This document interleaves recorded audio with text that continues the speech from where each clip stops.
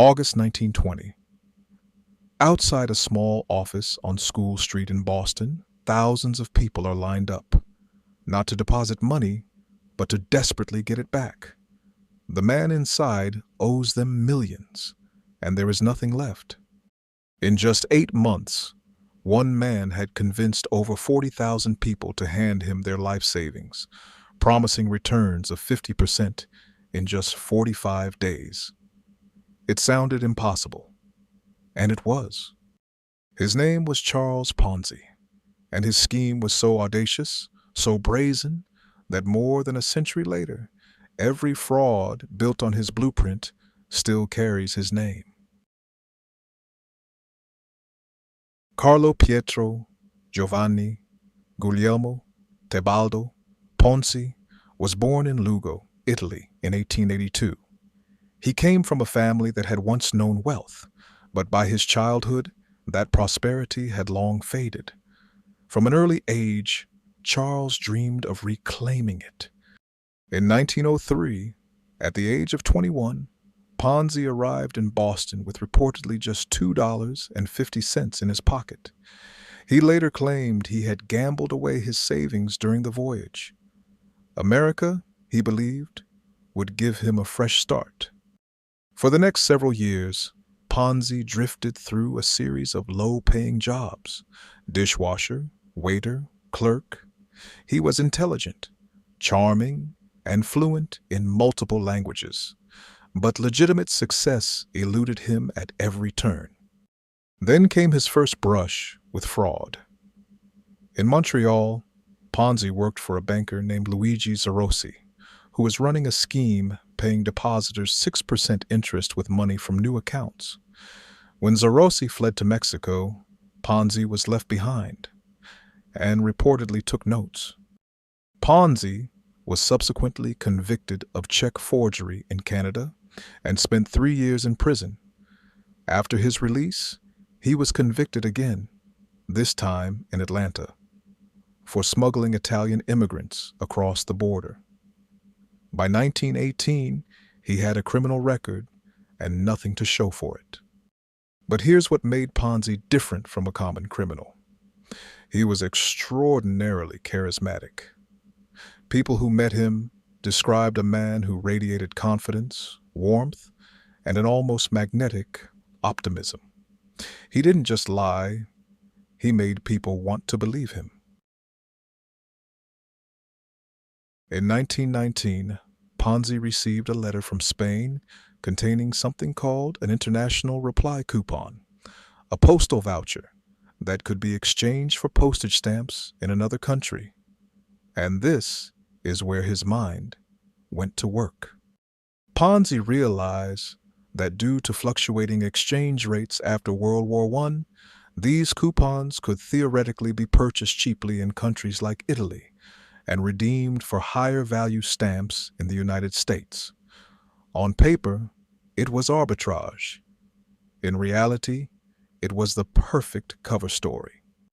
In December 1919, Ponzi founded the Securities Exchange Company. He promised investors a 50% return on their money in just 45 days. Or, if they were patient, 100% in 90 days. The numbers were staggering, and people came running. The reality was breathtaking in its simplicity. Ponzi was not investing the money at all. He was paying early investors with the deposits of new investors. Every dollar that came in went right back out the door to someone else. There was no profit. There was no product. There was only momentum. And it worked spectacularly. By early 1920, Ponzi was taking in thousands of dollars a day. By summer, it was millions. At his peak, he was reportedly collecting $250,000 daily. His tiny office on School Street could barely hold the crowds. What made the scheme so dangerously effective was its self-reinforcing nature. Early investors did receive their returns. On time, in full. They told their friends told their families. The trust was real. the money was not. Ponzi lived the part. He bought a mansion in Lexington, Massachusetts. He wore expensive suits. He rode in chauffeured limousines. He even purchased a controlling interest in a bank, Hanover Trust Company, reportedly using his investors' money to do it. To understand the scale, investigators would later determine that for the scheme to have worked legitimately, Ponzi would have needed approximately 160 million international reply coupons in circulation. The actual number in existence worldwide was about 27,000. Not everyone was fooled. Financial analysts began asking basic questions that Ponzi could not answer. If he was making such enormous returns on postal coupons, where were the coupons? Where was the infrastructure? Where were the agents in Italy? The Boston Post newspaper became Ponzi's most persistent adversary. Reporter Herb Baldwin and editor Richard Grozier assigned a team to investigate Ponzi's claims. They would eventually win the Pulitzer Prize for their work. In July 1920, the Post published a critical article questioning Ponzi's operation. Ponzi responded brilliantly. He invited the public to come see him, to ask him anything. He even hired a publicity agent. His confidence was astonishing. But the Post had an ace. They discovered Ponzi's earlier criminal convictions in Montreal and Atlanta, convictions he had carefully hidden. On August 2, 1920, they published the story. The past he had buried was now front-page news. Simultaneously, financial analyst Clarence Barron, publisher of Barron's Financial Weekly, pointed out a devastating detail.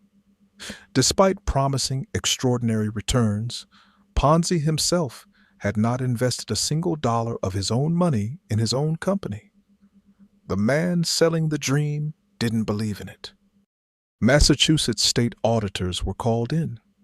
They began examining Ponzi's books, or, rather, the lack of them. What they found was not a sophisticated financial operation. It was a shoebox accounting system held together by napkin math and audacity. The auditors determined that Ponzi was insolvent, hopelessly, catastrophically insolvent. He owed investors approximately $7 million. His total assets were barely enough to cover a fraction of that. The gap was an abyss. As the press coverage intensified, something remarkable happened. Thousands of investors rushed not to withdraw their money, but to deposit more. Ponzi's charisma was so powerful that many simply refused to believe the accusations. They trusted the man over the math. But the tide was turning. On August 10, 1920, the auditors officially declared Ponzi bankrupt. The Hanover Trust Company, the bank he had acquired, was seized. The house of cards was collapsing in real time. Even in these final days, Ponzi maintained his composure. He reportedly greeted reporters with a smile, offered them coffee, and insisted he could pay everyone back. The performance never stopped. The mask never slipped. On August 12, 1920, Charles Ponzi was arrested by federal authorities and charged with 86 counts of mail fraud. He surrendered without incident, still smiling, still projecting the confidence that had built his empire of lies. When investigators finally tallied the numbers, the scale was breathtaking. Over 40,000 people had invested approximately $20 million, equivalent to roughly $300 million today. Most of them would never see a penny returned. The victims were overwhelmingly working-class immigrants, Italian, Irish, and Jewish communities in Boston who had trusted one of their own. These were not wealthy speculators. These were families who had handed over everything they had. Ponzi's federal trial began in October 1920. Prosecutors laid out the case methodically.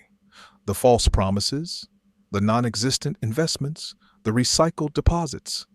The mathematics alone were damning. No amount of charm could argue with arithmetic. In November 1920, Ponzi pleaded guilty to a single federal count of mail fraud. It was a strategic move. He reportedly believed a guilty plea would result in leniency. The judge sentenced him to 5 years in federal prison. But Massachusetts wasn't finished. After serving 3.5 years on the federal charge, Ponzi faced state larceny charges. He was tried, convicted, and sentenced to an additional 7 to 9 years. The system was not going to let him walk away. Incredibly, while out on bail, awaiting the state appeal, Ponzi launched another fraud. This time, a land scheme in Florida. He was selling underwater swampland to investors as valuable real estate. The man simply could not stop. The Florida scheme collapsed quickly. Ponzi attempted to flee the country disguised as a sailor, but was recognized and captured. His final escape attempt had failed. He was returned to Massachusetts to serve his sentence. Ponzi served 7 years in Massachusetts State Prison. Upon his release in 1934, he was immediately deported to Italy as an undesirable alien. He arrived back in the country he had left 30 years earlier, penniless once again. Charles Ponzi spent his final years in poverty, working various small jobs in Italy and later Brazil. He suffered a stroke, lost his eyesight, and died in a charity hospital in Rio de Janeiro in January 1949 with just $75 to his name. Ponzi's investors recovered roughly 30 cents on the dollar, meaning 70% of everything they had entrusted to him simply vanished. For many immigrant families, it meant the loss of years of labor, of dreams, of security they would never rebuild. But Ponzi's greatest legacy is his name. The Ponzi scheme, the act of paying old investors with new investors' money, has become the most recognized form of financial fraud in the world. From Bernie Madoff to Alan Stanford, every imitator operates in Ponzi's shadow. What Ponzi exposed was not just a flaw in the financial system, it was a flaw in human psychology. The desire to believe in something too good to be true, the social proof of seeing others succeed, the trust we place in confidence itself. These vulnerabilities haven't changed in a century. Ponzi himself reportedly expressed no remorse. Near the end of his life, he is said to have told a reporter, "Even if they never got anything for it, it was cheap at that price. I gave them the best show that was ever staged in their territory." To the very end, he saw himself as an entertainer and his victims as the audience. Charles Ponzi stole $20 million in 8 months with nothing but a smile and a promise. More than 100 years later, the same scheme still works because the same human nature still believes. A new case drops every day. Subscribe so you never miss one.